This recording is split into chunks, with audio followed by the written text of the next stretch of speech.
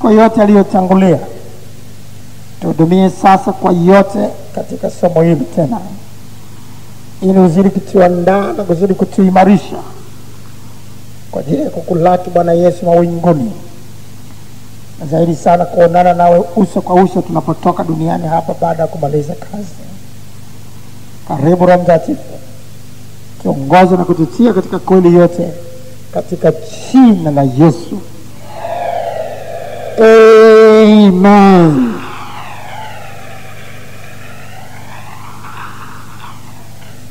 Somo letu la leo lina kichwa safari ya peke yako. Safari ya peke yako.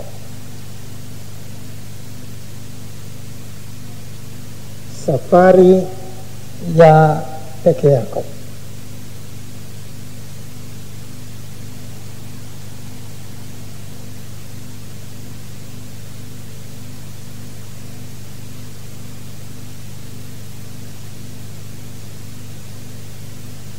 Wengi wetu tunafahamu kwamba sisi wanadamu hapa duniani ni wapitaji na wasafiri. Biblia inasema katika waraka wa kwanza wa Petro sura ya 2 mstari wa 11. Waraka wa kwanza wa Petro sura ya 2 mstari wa 11 tunasoma, wapenzi, na wasihi kama wapitaji na wasafiri, ziepukeni tamaa za mwili zipiganazo na roho. Wapenzi, na wasihi kama wapitaji na wasafiri. Kila mmoja wetu ni msafiri. Tunasafiri. Lakini hiki tunachokiangalia leo katika safari ya kila mmoja wetu ni kufahamu kwamba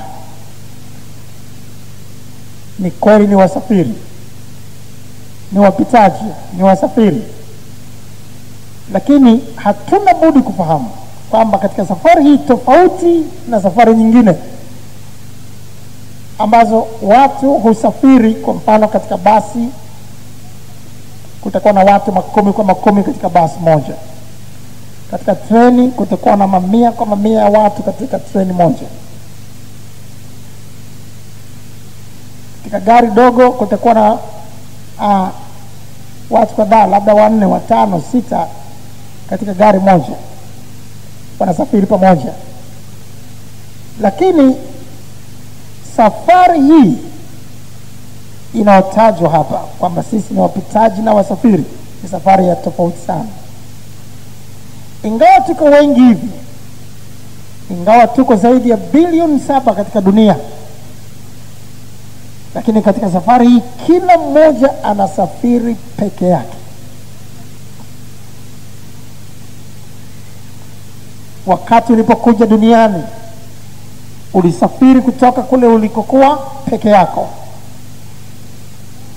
ukaibukia hapa duniani peke yako. Ukazaliwa kutoka katika tumbo la mama yako peke yako,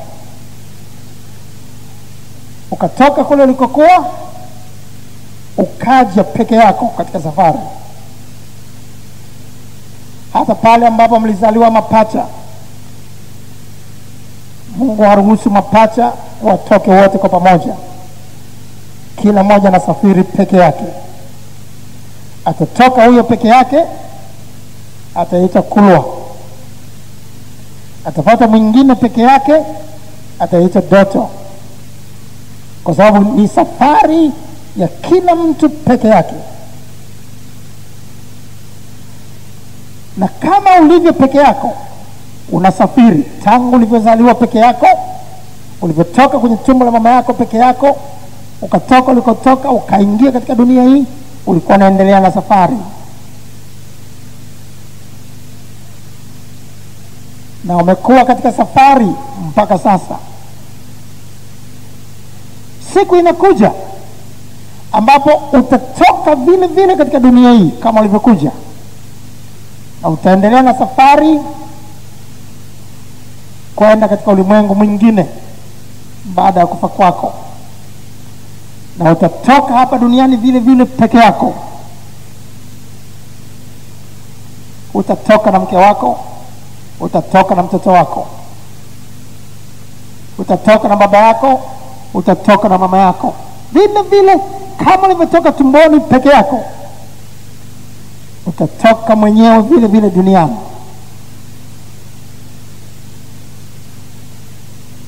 Utatoka hapa duniani peke yako na kuendelea na safari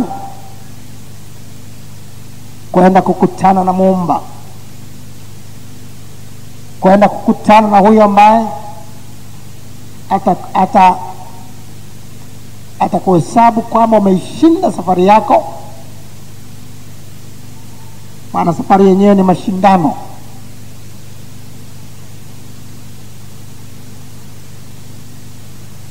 Umeshinda au umeshindwa katika safari yako.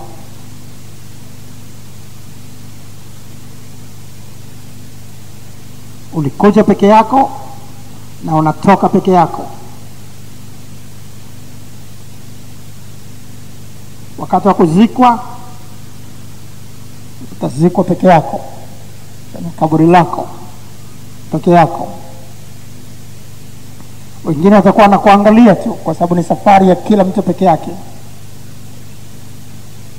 Nao moja moja naye atakwenda katika safari hiyo hiyo siku moja wapo. Sasa katika safari hii Mungu anatuleta kutoka katika matumbo ya mama zetu. Tunazaliwa tukiwa wenye dhambi. Tunaanza safari hii katika dhambi, na Mungu anatutarajia wakati fulani katika maisha mtu apate kuwa amesikia injili hii ya wokovu na kuokoka na kutoka katika dhambi. Mtu anapotoka katika dhambi na kuokolewa katika ulimwengu wa roho, anafananishwa na mtu ambaye ametolewa Sodoma na Gomora kabla ile miji haijatiwa kiberiti.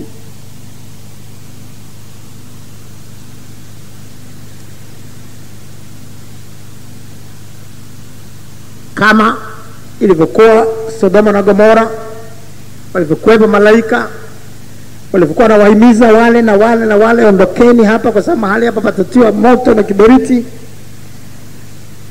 Walikuwepo watu wa kupuuza, lakini walikuwepo watu ambao walilisikia lile neno la malaika, wakatoka katika ile miji ya Sodoma na Gomora kabla hajateketezwa kwa moto na kiberiti, wakawa wameokolewa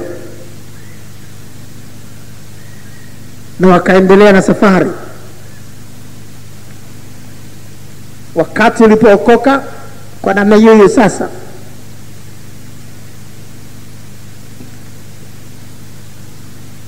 bila shaka amkokoka ndugu wote katika familia kwa pamoja. Unaweza kuwa aliokoka peke yako, au wawili au watatu, alafu na wengine wakawa bado katika ukoo wako. Sasa tunajifunza fundisho kubwa sana kutoka kwa Lutu na binti zake wawili ambao walitolewa Sodoma na Gomora kabla miji hiyo haijateketezwa kwa moto na kiberiti. Kumbuka Yesu anasema kama nyakati za Lutu ndivyo itakavyokuwa wakati wa kuja kwake Bwana. Kwa hiyo kuna kitu cha kujifunza tunapokuwa tunatafakari juu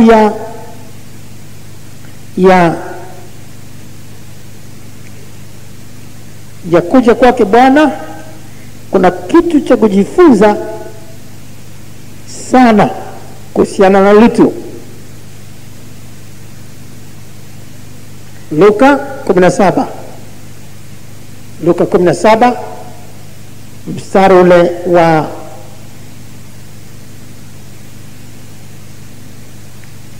28 mpaka mstari wa 30. Alafu tunasoma mstari wa 32.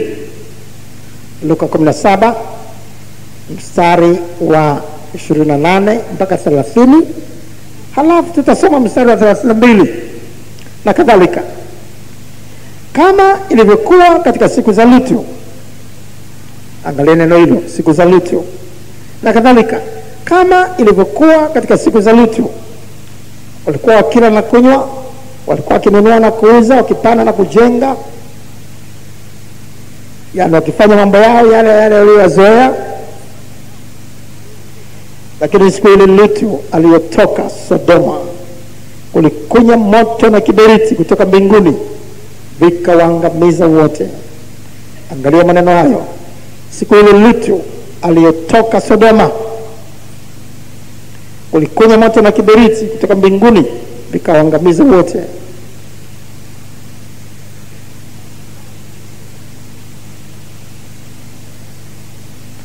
Sasa angalia mstari wa 32. Mstari wa 30 kwanza. Hivyo ndivyo itakavyokuwa siku ile atakayofunuliwa mwana wa Adamu. Sasa tusome wote kwa pamoja mstari mfupi wa 32. Mkumbukeni mkewe Lutu. Kwa nguvu zaidi, mkumbukeni mkewe Lutu. Ndio. Tuna kitu cha kujifunza kwa Lutu, kwa mkewe na kwa binti zao wawili. Tunapokuwa tunajifunza, tunaweza tukajua safari yetu iko namna gani. Twende pamoja sasa tutafakari juu ya Lutu na mkewe na binti zao wawili katika Mwanzo. Sasa Mwanzo sura ile ya 19. Mwanzo 19 mstari wa 12. Picha yote hiyo tunaipata mpaka mstari wa 30. Mstari wa 12 mpaka 30. Tutaona mistari ya kusoma kwa wakati. Basi wale watu, ukisoma mistari iliyotangulia, hao wanaotajwa wale watu hapa ni akina nani? Ni akina nani hapa? Malaika. Sawa sawa kabisa. Ukisoma mistari iliyotangulia utaelewa hilo. Basi wale malaika wakamwambia Lutu, je, unaye mtu hapa zaidi mkwe, wanao na binti zako na wote walio nao katika mji?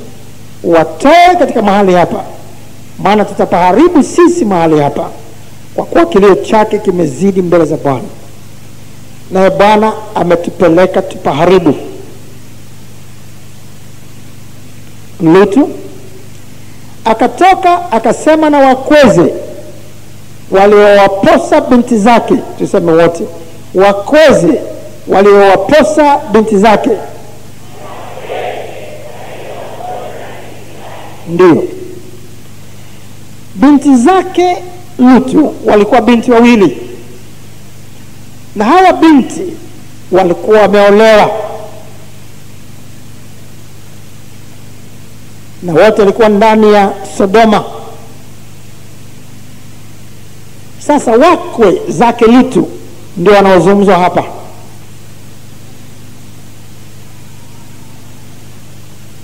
Lutu akazungumza na wakwe zake,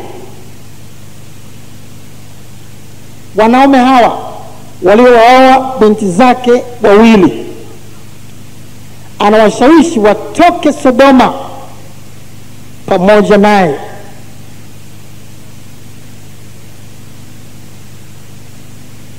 Watoke Sodoma pamoja na wake zao, waende pamoja na wakwe zao, yani waende na baba yao Lutu, wale mabinti ambaye anaitwa Lutu, na mama yao, mke wake Lutu. Sasa sikiliza maneno yaliyofuata. Lutu akatoka akasema na wakweze waliowapasa binti zake, akisema, ondokeni mtoke katika mahali hapa, kwa sababu Bwana atauharibu mji huu. Lakini akawa kama achezaye machoni panani. Machoni panani maana yake wakwe zake walimdharau, hawakusikia maneno yake, wakawa bado wanataka kuendelea kukaa Sodoma, hawataki kutoka, wanataka kuendelea katika uovu wa Sodoma, hawataki kuokoka, hawataki wokovu. Lutu akazungumza na mke wake, akazungumza sasa na binti zake. Kawaje? Hata alfajiri ndipo malaika wakamhimiza Lutu, wakati anahangaika na wale wakwe zake, kueleza habari za wokovu, kueleza jamani, tutoke hapa pataangamizwa. Malaika akamwambia imetosha, hawataki kuokoka hawa. Hata alfajiri ndipo malaika akamhimiza Lutu wakisema, ondoka, mtwae mkeo na binti zako wawili waliopo hapa, usipotee katika maovu ya mji huu. Akakawia, yani bado anasema la, yani tunaondoka, niondoke niache wakwe zangu. Mke wake Lutu naye anasema niondoke niache wakwe zangu. Na wale mabinti, yani wale wanawake wale waliolewa, wakisema sasa tuondoke tuache waume zetu. Akakawia kwa sababu hiyo, na wale watu wakamshika mkono, na mkono wa mkewe na mkono wa binti zake wawili, kwa jinsi Bwana alivyomhurumia. Wakamtoa wakamweka nje ya mji. Sikiliza, baada ya maelekezo ya malaika ambao hawa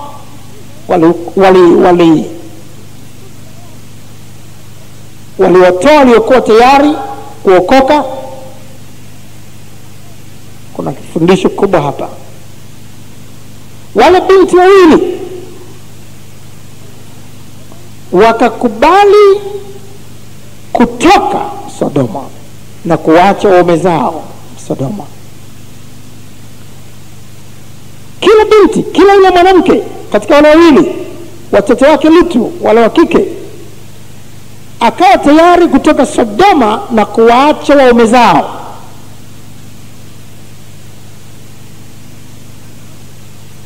Waume zao walikataa, na kwa sababu Mungu halazimishi,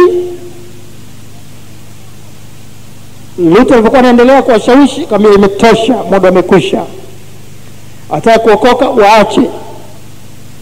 Wakauliza mabinti, mtaondoka Sodoma au mtaendelea kuwa na waume zenu? Wala mabinti wakasema hapana, tutaondoka, sisi tunaokoka. Ile ni fundisho ambao tunalipata kwa hawa mabinti jasiri, ambao kila mmoja alijua anasafiri peke yake, hasafiri na mume wake. Pale ambapo mume alikataa kuokoka, binti alisema ninaokoka. Pale ambapo binti huyu mwingine mume wake amekataa kuokoka, waliondoka wanawaacha waume zao. Bila shaka waume zao walisema maneno mengi, mnaondoka? Basi kama naondoka na nyinyi naokoka, nitaoa mwingine huko, nafikiri mimi nitasubiri, nitaoa mwingine. Kama unaoa utajua mwenyewe, mimi naokoka. Mimi naokoka.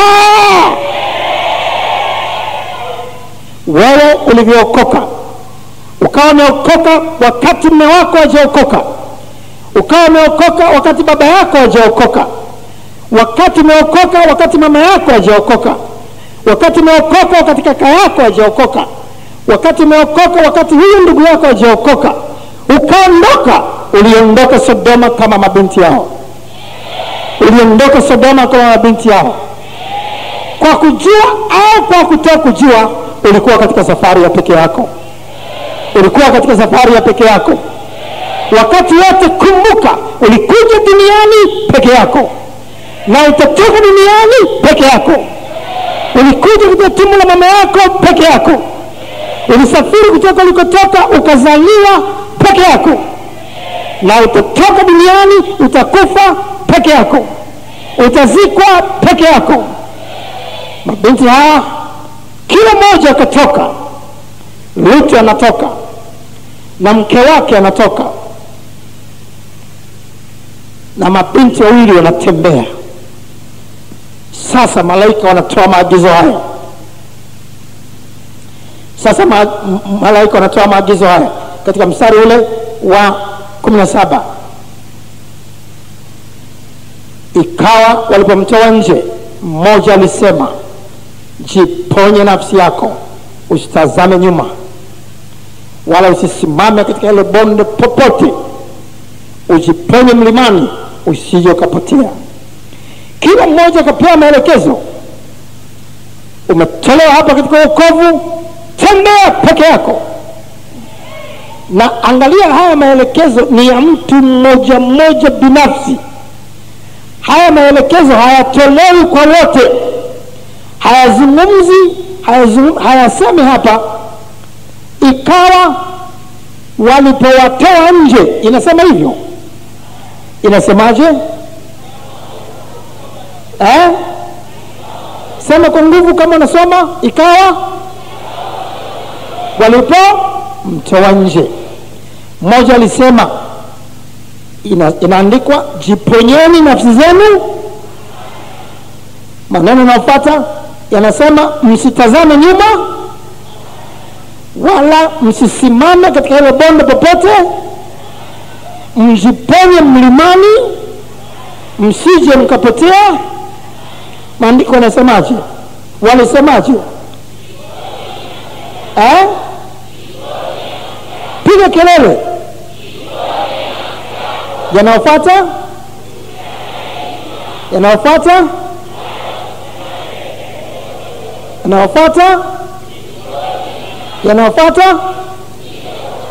hiyo ni safari ya peke yako. Mungu anazungumza na wewe peke yako. Vile vile ulivyoingia duniani peke yako katika tumbo lako, ukaingia duniani peke yako, ukazaliwa peke yako. Hata mapacha Mungu aruhusu watoke wote, kwa sababu ni safari ya peke yako.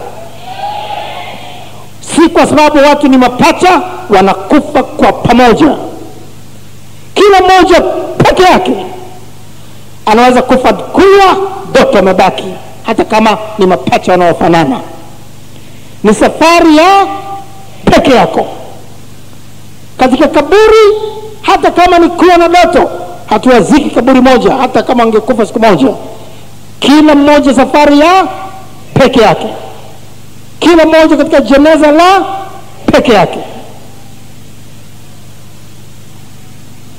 Jiponye nafsi yako. Jiponye nafsi yako. Jiponye nafsi yako. Jiponye nafsi yako. Usitazame nyuma, wala usisimame katika ile bonde popote. Ujiponye mlimani, usije ukapotea. Mstari unaofuata inaelezea wakatoka. Lakini wanatoka, inaonekana wanakwenda wanne, lakini kila mmoja anasafiri peke yake, kwa maagizo aliyopewa peke yake. Wakaenda. Sasa mstari wa 26 tuseme wote. Lakini pamoja na maagizo hayo, pamoja na haya maagizo, lakini pamoja na maagizo aliyopewa huyo mke wake Lutu, lakini mkewe Lutu akatazama nyuma yake. Kutazama nyuma kwa mkewe Lutu ni kurudi nyuma. akatamani tena Sodoma. Aliambiwa usiangalie nyuma, usiziangalie dhambi zile tena za Misri, usiangalie ulevi ule tena, usiziangalie dansi zile tena, usiangalie ule ukahaba tena, usiangalie uchafu ule wa dunia tena, usiangalie matapishi yale tena ambayo Bwana amekuokoa katika hayo. Nenda mbele, tazama mbele tu, usisimame popote, usirudi nyuma. Yule mwanamke, yule mama ya mabinti, akarudi nyuma, akageuka nyuma kuielekea Sodoma katika uovu. Lakini hizi ni habari za kushangaza. Wale mabinti wawili, changamoto kubwa sana. Wale mabinti wawili waume zao wamewaacha, wamesikia ile maelekezo usitazame nyuma, na sasa wanatembea kila mmoja peke yake. Mama amerudi nyuma katika safari, lakini pamoja na mama kurudi nyuma, ametazama nyuma, mabinti wanaendelea mbele. Waume zao wako Sodoma, hawawazi juu ya mume, wamefutia mbali mawazo ya mume, na sasa mawazo ya mama amerudi nyuma, ameacha wokovu, hawana shughuli nayo. Bado wanaendelea mbele, bado wanasonga mbele. Na baba huyu Lutu, mke wake naye amempoteza, aliwapoteza wakwe zake hawajaokoka, akaachana nao huko kwenye dini yao, akaachana nao huko kwenye uchafu wao, akaendelea na wokovu, wakawa wameokoka yeye na mke wake. Lakini sasa mke wake amerudi nyuma, ameacha kanisa, ameacha wokovu, ameacha kusimama katika viwango, ameacha kusonga mbele, ameacha kuendelea mbele. Mke amerudi nyuma, ameanza kutia mawigi, ameanza kutia maheleni, ameanza ukahaba Sodoma. Mume anaendelea mbele, mume anaendelea mbele.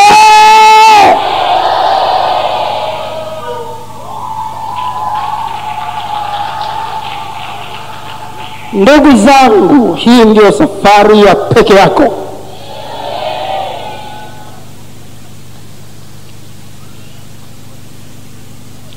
Ukijua ni safari ya peke yako, ukikumbuka maisha yako yote, utakumbuka uliokoka, hukuokoka na ukoo mzima.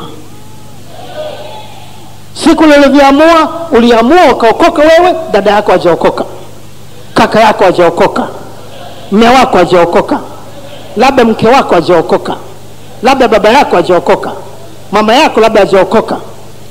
Ukaokoka, ukaanza kutoka Sodoma, ukatoka kwenye hizo pombe, ukatoka kwenye dini hiyo iliyokufa, ukaanza safari kuelekea mlimani.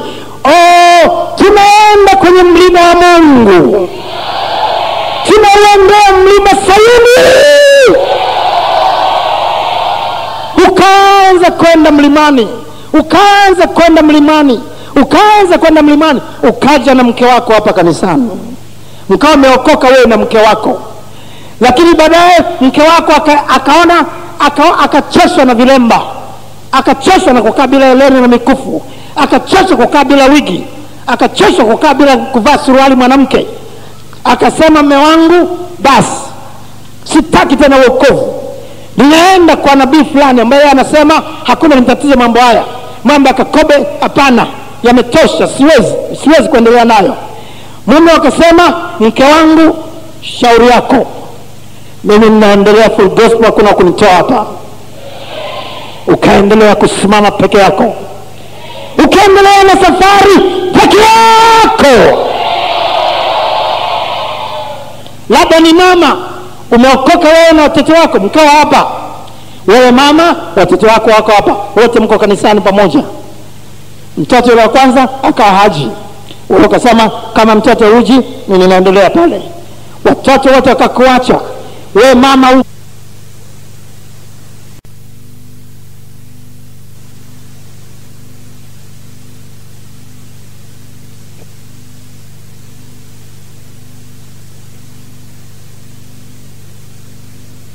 hata unakwenda unakutana nao, unakuta wanafanya vituko, lakini wewe uko katika safari. Mama, umeigundua siri. Wewe ni kama Lutu, huna tofauti, ambaye alisema ninaendelea mbele. Mke amechanganya viwango, ametamani Sodoma, mimi ninaendelea mbele hata bila mke. Wewe ni kama wale binti ambaye waume amewaacha huko, hawajaokoka, ameacha, na bado mama naye ametoka kanisani, binti wanaendelea mbele. Ukijua ni safari ya peke yako, hata kama umekuja na kaka yako hapa, hata kama umekuja na dada yako hapa, ameshinda viwango, anaenda peke yake kwa nabii takataka, utamwacha aende kwa nabii takataka. Utabaki katika viwango vya utakatifu, utabaki katika viwango vya usafi, utabaki katika viwango vya neno la Mungu, bila kujali dada yako amepotelea mbali. Utakumbuka agizo la malaika, jiponye nafsi yako, jiponye nafsi yako, jiponye nafsi yako, jiponye nafsi yako, jiponye nafsi yako. Ulikuja hapa uliokoka pamoja na wanavyuo wenzako, uliokoka pamoja na wanafunzi wenzako, mkaja kama kundi. Ingawa mlikuja kama kundi, lazima ukumbuke hata kama ni kundi, kila mmoja anasafiri peke yake. Kila mmoja anasafiri peke yake. Hatusafiri kama chuo kizima, hatusafiri kama shule nzima, hatusafiri kama ukoo mzima, hatusafiri kama familia mzima, hatusafiri kama mume na mke. Unasafiri peke yako, unasafiri peke yako, unasafiri peke yako.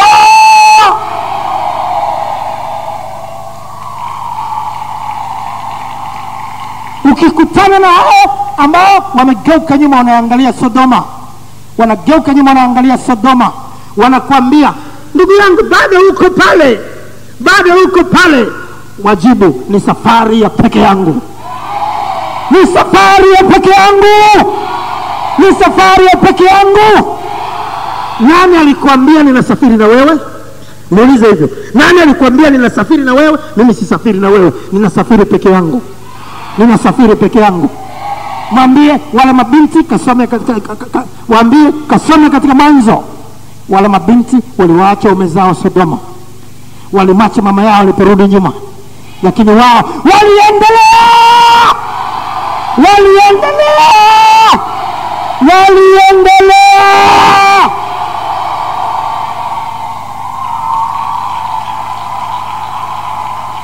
Sikiliza, hizi ndizo habari njema, kwamba hapa kanisa la Full Gospel wako watu wenye roho ya mabinti wa Lutu, wako watu wenye roho ya Lutu. Hapa tuna watu akina mama ambao miaka ya nyuma walikuwa na watoto wao hapa pamoja, lakini watoto wao mmoja, wa pili, wa tatu wameenda zao. Mama amebaki yuko mwenyewe, hataki kusikia watoto. Wako hapa ambao mtu alikuwa na mke wake, mke wakati mwingine amekaa miaka 5, 7, 10, ameenda zake, lakini mume yuko peke yake, amebaki atikisiki. Wako hapa wengine ambao walikuja na baba zao hapa, baba ameondoka zake, amekwenda anafanya vituko huko duniani, yeye hataki kusikia, amesimama, anajiona safari ya peke yake. Wako wengine alikuja kaka na dada mtu, wakawa wako pamoja hapa, dada amepotea huko, kaka amesimama, ameng'ang'ana, hataki kushusha viwango, anaendelea kusikia maagizo ya malaika. Yesu akasema ifike wakati kanisa mtafakari juu ya Lutu, Kwa sababu kama ilivyokuwa wakati wa Sodoma na Gomora, ndivyo safari hii ilivyo. Na leo nataka wote tuangalie, bila shaka watu wanamea wako hapa, nataka wote tuangalie iwe kama kumbukumbu yetu. Iwe kumbukumbu yetu. Tuitafakari safari hii katika maisha yetu yote. Sasa nauliza, hapa nazungumza sio kwamba watu wako hawajaokoka, mume wako hajaokoka au mke wako hajaokoka. Sizungumzi hiyo wale waliacha kule Sodoma wamezaa wale mabinti. Nazungumzia sasa, ulikuwepo hapa miaka kadhaa iliyopita, lakini ulikuwa na mume wako, ulikuwa na mke wako, ulikuwa pamoja na mama yako, ulikuwa pamoja na baba yako, ulikuwa pamoja na mtoto wako, labda alikuwa kiongozi hapa. Lakini huyo mtoto wako aliyekuwa kiongozi ameondoka zake, anafanya vituko, anachanganya masomo, hayuko katika viwango vya usafi alivyokuwa navyo hapa. Na pamoja na maneno anayokuambia ya kukutoa hapa, hujatikisika, umesimama, unaendelea kusonga mbele.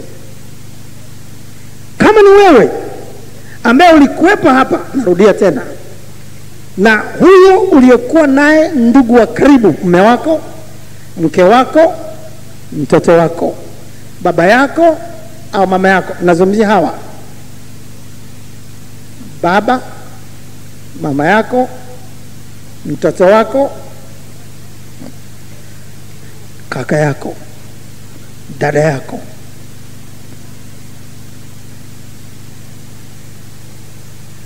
Lakini saizi umekaa nao labda miaka kadhaa hapa, haikuwa siku moja, wamekaa, wamelijua neno, wamekaa katika usafi, lakini wakageuka. Lakini wewe uko hapa, hujatikisika. Hebu simama, mtu wa namna hiyo. Hebu simama, mtu wa namna hiyo. Wanapopanda hapa, Yesu anasema, mkumbukeni mkewe Lutu. Panda kwenye madhabahu ya Bwana.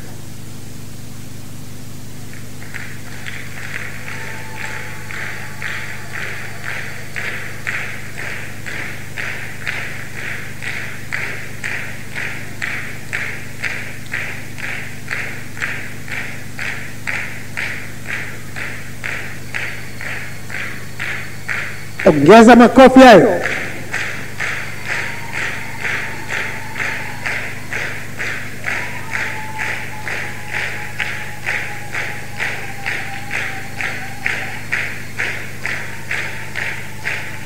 Makofi hayatoshi.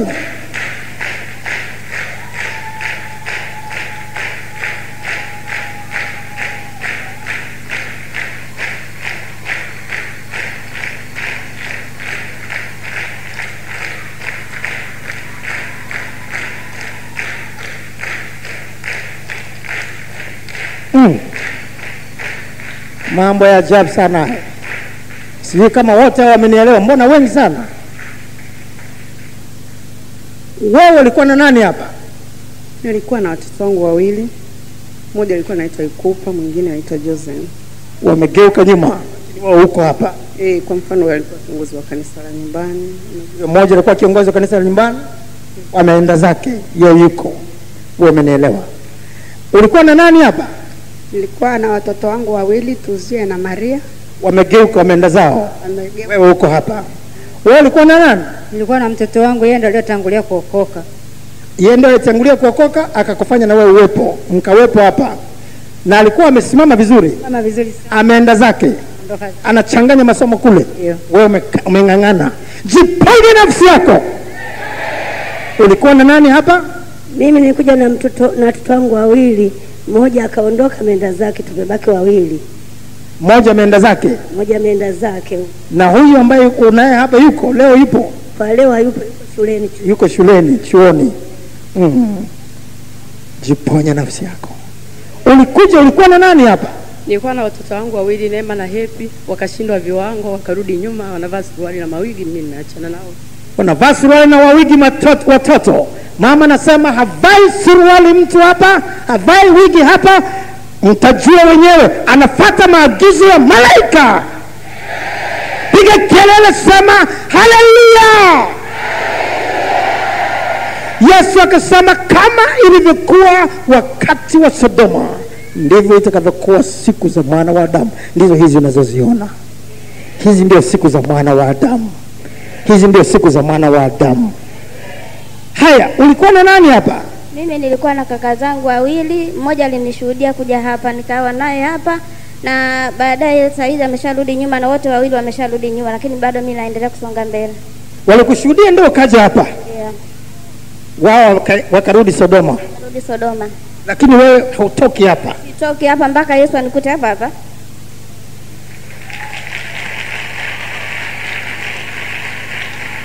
Watu wanaoenda kimkumbo kindugu, hawa hawajui hukutoka kwenye tumbo lako na ndugu zako. Nani alitoka kwenye tumbo lake na ndugu zake? Ulitoka peke yako. Mshike mkono jirani yako, mwambie ulitoka tumboni peke yako.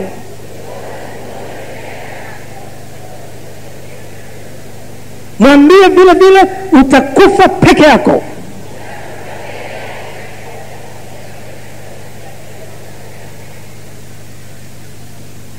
Kama ilivyokuwa nyakati za Sodoma na Gomora.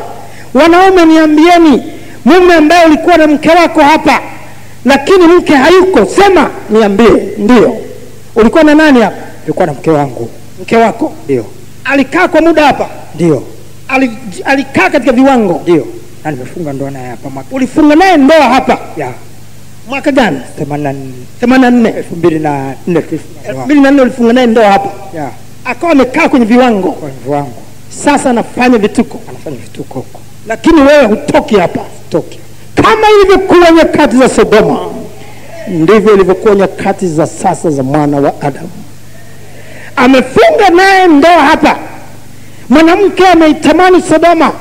Mwanaume anasema sitoki hapa. Roho ya Lutu iko ndani yako. Roho ya Lutu iko ndani yako. Jiponye nafsi yako. Simama, endelea mbele mpaka umefika mlimani. Endelea mbele mpaka umefika mlimani. Nani mwingine? Mke wako? Nilikuwa na mke wangu hapa. Hata wakati wa konferensi ya ufufuo wa ndoa tulibariki hapa ndoa. Lakini yuko mitaani. Anafanya vituko. Naam. Lakini wewe hujatikisika. Niko hapa. Jiponye nafsi yako. Jiponye nafsi yako. Jiponye nafsi yako. Hebu sema, maana hapa nazungumza na kina Lutu wa sasa. Ulikuwa na nani hapa? Nilikuwa na mke wangu. Alikaa hapa? Alikaa hapa, akabatizwa hapa. Sasa amerudi Katoliki. Hapa anasema washirikina ni wengi sana. Amerudi Sodoma. Ndio maana hata maneno anayozungumza ni ya Kisodoma. Ni lugha za Sodoma. Hana akili ya rohoni. Lakini mume anasema hapa toki mtu. Hapa toki mtu. Mkumbukeni mkewe Lutu. Alienda, alirudi, lakini wako waliobaki kama hawa. Wako waliobaki kama hawa, ambao wanaendelea mbele, ambao wanasonga mbele, ambao wanasonga mbele. Sirudi nyuma, naenda na Yesu.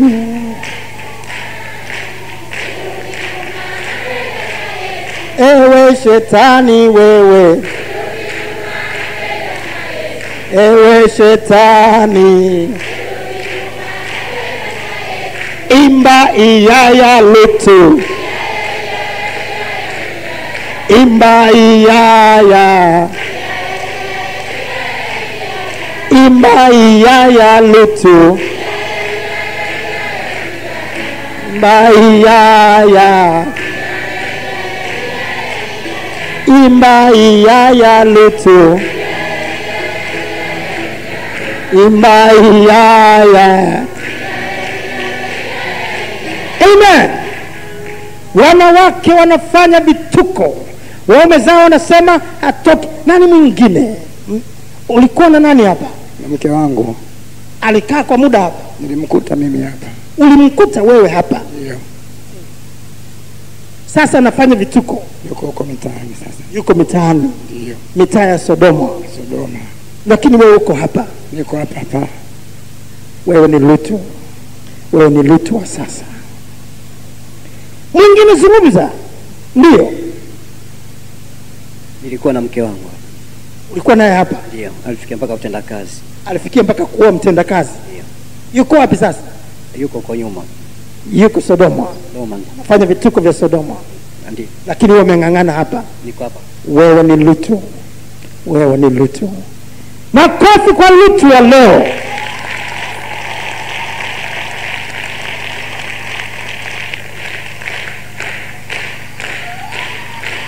Wanawake, nani alikuwa na mume wake hapa lakini mume hayuko sasa? Nataka kusikia kwa hao. Mume wako ulikuwa naye hapa, sasa hayuko. Sema. Ndio, nilikuwa na mume wangu hapa. Kipindi kile tunafundishwa mambo ya zaka, akazimia, akarudi tena, baadaye saizi yuko mtaani. Akaishia kwenye mitaa ya Sodoma. Ndio. Wewe umeng'ang'ana. Ndio baba. Wewe una roho ya Lutu juu yako. Jiponye nafsi yako. Jiponye nafsi yako. Huyo mume wako kabla hujamuoa ulikuwa hata umjui. Wakati unazaliwa hapa unakuwa unacheza mchezo ule wa kujificha. Unacheza ule mchezo sijui wa kurusharusha yale mawe wanaita msita. Hukuwa na habari hata utakutana na huyo mume. Kweli si kweli? Kweli. Ulikuja peke yako. Ukacheza msita peke yako. Ndio. Sasa iweje? Akiwa anaendelea na Sodoma, kama hataki kusikiliza, shika maagizo ya malaika wa Bwana mpaka unapoondoka katika ulimwengu. Piga kelele, sema amen. Sema amen kanisa. Sema amen kanisa.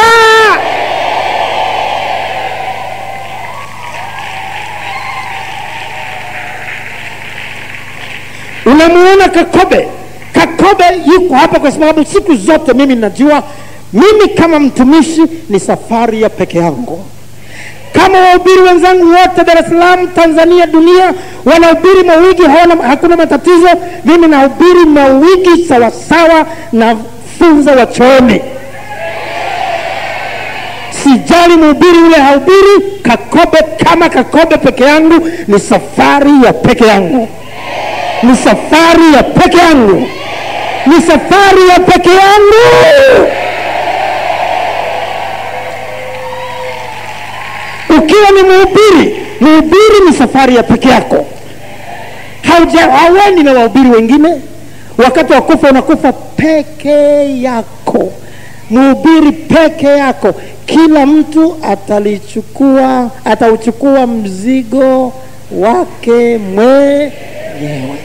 Kila mtu atauchukua mzigo wake mwenyewe. Mzigo wa kila mtu atatoa habari ya mambo yake mwenyewe. Utatoa habari ya mambo yako mwenyewe. Ni safari ya peke yako. Hata kama wewe ni mtoto, baba yako anaondoka, mama yako anaondoka, ni safari ya peke yako. Ni safari ya peke yako. Nani mwingine mume wake ameenda? Nilikuwa na mume wangu hapa, alikuwa kiongozi wa section. Mume wako alikuwa kiongozi wa section? Ndio.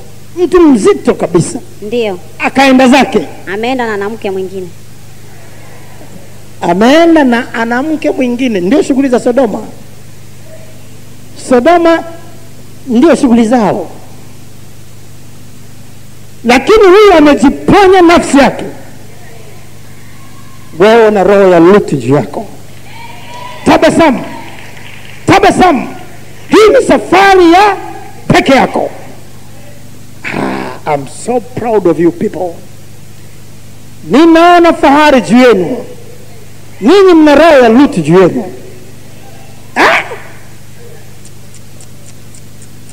Mume nani mwingine mume wake ameenda? Mimi mume wangu tulifunga ndoa hapa mwaka 2002, lakini ilipotokea mambo ya zaka hakuonekana kabisa mpaka leo. 2002 wamefunga ndoa hapa pamoja na mume wake. Baada ya zaka akasema hii pesa ni ya kulia Sodoma, hii pesa ni ya kustarehe Sodoma, alafu tena niitoe wapi? Nimpe Mungu tena? Mungu atafuta hela yake. Ameendelea na shughuli zake kule Sodoma. Wewe umeng'ang'ana tangu 2002. Ndio. Una roho ya Lutu. Tabasamu mwanangu, machozi yasidondoke hata moja. Wacha aliye mwenyewe, aliye yeye, sio wewe. Wewe unaelekea mlimani, unaelekea mlimani, mahali ambapo hakuna kuoa wala kuolewa, kwa sababu huko ni kila mtu peke yake. Piga kelele, sema amen. Piga kelele, sema amen.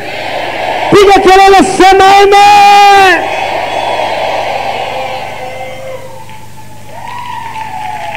Ebu wanawake ambao wamezao hawapo, wameenda zao, nyosha mkono. Wengi hivyo hata huwezi kumaliza, huwezi kumaliza. Hebu shusha mkono. Mtu ambaye yuko hapa, baba yake au mama yake ameenda zake, yeye yuko hapa. Alikuwa na baba yake, alikuwa na mama yake, lakini yuko. Wewe mtoto umenyosha mkono hapa muda mrefu. Unaelewa vizuri ninachosema? Umeelewa nini? Mimi hapa nikopa na mama yangu, nikopa mchanga. Mama yangu sasa hivi ipo Sodoma. Ulikuwa na mama yako hapa? Ndio. Ulikuwa na mama yako hapa wakati bado mdogo sana? Ndio. Ulikuwa na mama yake? Ndio. Mama yako alikuwa hapa? Ndio. Wakati wewe ni mtoto sana? Ndio. Sasa una miaka mingapi? 10. Sasa kama una 10 saa hizi, ulipokuwa mtoto sana ulikuwa na miaka mingapi? Manake ulikuwa labda na 3, ulikuwa mchanga sana. Ndio. Mama akaondoka zake. Umesema yuko wapi? Sodoma.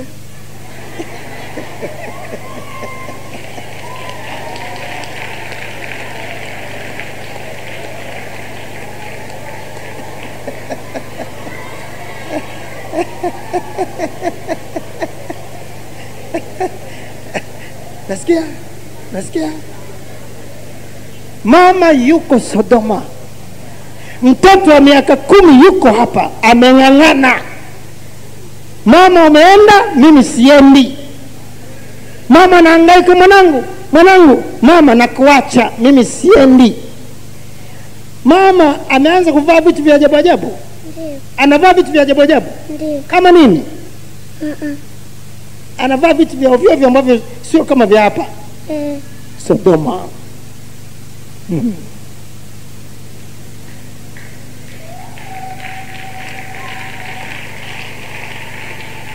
Roho iliyoko kwake ni roho ile ile wale mabinti wawili. Kumbukeni mkewe Lutu. Kumbukeni mkewe Lutu. Kama ilivyokuwa nyakati za Lutu, ndivyo ilivyo leo. Nani mwingine yuko hapa, hata kama ni mkubwa, ni mtoto, lakini baba yako ulikuwa naye hapa, mama yako ulikuwa naye hapa, hawapo? Hebu sogea mbele, sema. Ulikuwa na nani hapa? Mimi nilikuwa na baba na mama. Baba yangu na mama yangu alikuwa mtendakazi, baba yangu alikuwa ni mshirika. Baba yangu na mama yangu walivyoachana ndio wamesambaratika, wamepotea wote. Baba ameenda zake na mama ameenda. Ndio. Wako Sodoma. Ndio. Wewe umeshikamana huko hapa. Ndio. Unaimba kwaya. Wewe una roho ile ya binti wale wawili.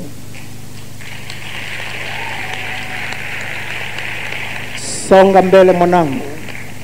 Ukiona haya yanatokea, yeye ajaye anakuja wala hatakawia. Nani mwingine? Baba, mama ameenda. Nilikuwa na baba. Ulikuwa na baba hapa? Ndio. Alikuwa amekaa muda tu?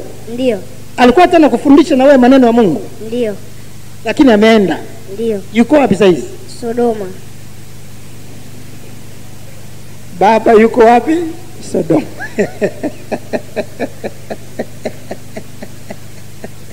Una miaka mingapi umri wako? 11. Miaka 11 ameng'ang'ana kwenye kweli ya full gospel. Baba ameenda zake, mtoto miaka 11 anasema hatoki mtu hapa. Siku ile utasema nini mwanangu? Wewe ambaye unachukuliwa na mkubwa na ndugu, kaka yangu ameondoka, dada yangu ameondoka, sijui dada yangu ameniambia, sijui wako watu wengine wanatembea kama kumbi na dada zao. Wanatembea kama kumbi. Katika mambo ya roho hakuna msafara wa kumbi. Katika mambo ya rohoni ni safari ya peke yako. Ni safari ya peke yako. Haya. Ulikuwa na nani hapa? Sogea mbele. Nilikuwa na Asali hapa na baba yangu na kaka zangu wote wakaondoka. Ulikuwa na baba yako hapa mzazi na kaka zako wangapi? Walikuwa 3. Kaka zako 3. Baba ameenda? Wenyewe Asali hapa. Na kaka wale 3 wameenda? Wote hawapo tena. Wewe umegangamala hapa? Ndio. Mwanangu, hii ni roho ya binti zake Lutu. Laiti mngejua thamani mlionayo. Kama Biblia ingekuwa naandikwa upya, majina yenu angekuwa katika Biblia mpya. Ndio maana kuna jina la Lutu na wabinti wale wawili wanatajwa katika maandiko.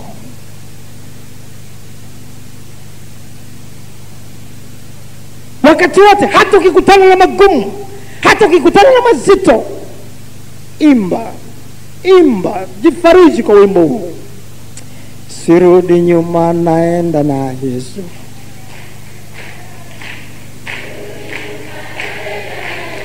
Ewe shetani wewe. Amen. Acha gita kwanza, tutafakari. Hizi ni habari nzito sana. Hizi habari haziwezi kwenda kwa gita. Hizi ni habari nzito sana. Hizi ni habari nzito sana za Sodoma, nzito sana.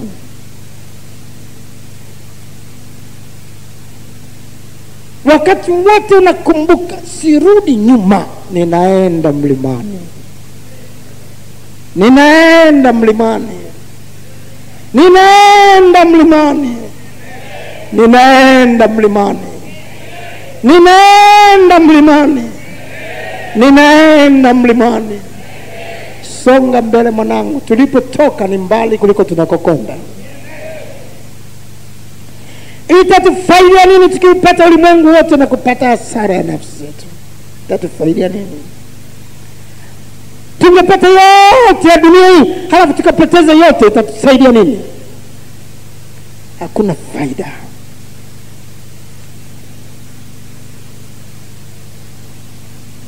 Wewe umeanza kulegalega huko umekaa. Umeanza kulegalega kwa sababu yule ameondoka mume wako, yule ameondoka mke wako, yule ameondoka mwanao, yule ameondoka sijui nani. Hawa Biblia inasema ikiwa tumezungukwa na wingu kubwa la mashahidi namna hii, na tuweke kando kila mzigo mzito unaotuzinga kwa upesi, lakini tukaze mwendo, tupige mbio zaidi, tushike viwango zaidi kuliko wakati mwingine wote. Tupuuze maneno. Ukisikia maneno ya yule anazungumza muhurumie na kumwombea, ujue anazungumza akiwa Sodoma.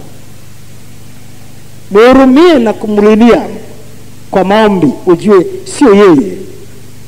Ni sawasawa na jinsi ambavyo alionekana yule Lutu anacheza machoni pa wakweze. Wakwe zake wanaona huyu mtu anazungumza nini. Hawaelewani lugha. Ndio maana na hao hawaelewani lugha. Utaelewanaje lugha na hao watu wa Sodoma?